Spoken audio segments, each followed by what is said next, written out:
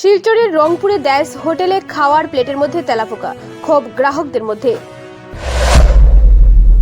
শিলচরের রংপুর এলাকায় অবস্থিত বিখ্যাত দেশ হোটেলে একটি খাবারের প্লেটে তেলাপোকা পাওয়া এলাকায় চাঞ্চল্য ছড়িয়েছে।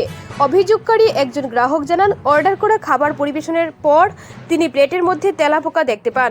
সঙ্গে সঙ্গে বিষয়টি হোটেল কর্তৃপক্ষকে জানানো হলেও তাদের পক্ষ থেকে তেমন কোনো সন্তোষজনক উত্তর মেলেনি বলে অভিযোগ। এ ঘটনায় হোটেলের পরিষেবা ও খাবারের মান নিয়ে প্রশ্ন উঠেছে। উপস্থিত অন্যান্য গ্রাহকদের মধ্যেও ক্ষোভের সঞ্চার হয় এবং কিছুক্ষণ হোটেলের সামনে উত্তেজনাও সৃষ্টি হয়। স্থানীয় বাসিন্দারা প্রশাসনের দৃষ্টি আকর্ষণ করে বলেন, এ ধরনের ঘটনা জনস্বাস্থ্যের জন্য মারাত্মক হুমকি এবং এর বিরুদ্ধে কঠোর ব্যবস্থা নেওয়া উচিত। সংশ্লিষ্ট কর্তৃপক্ষ যদি স্বাস্থ্য বিভাগে লিখিত অভিযোগ দায়ের করে তাহলে জেলা স্বাস্থ্য দপ্তর হোটেলটির বিরুদ্ধে তদন্ত শুরু করতে পারবে বলে সূত্রের খবর। Assam prime news 24/7 Hifzur Rahman Barbhuiya report.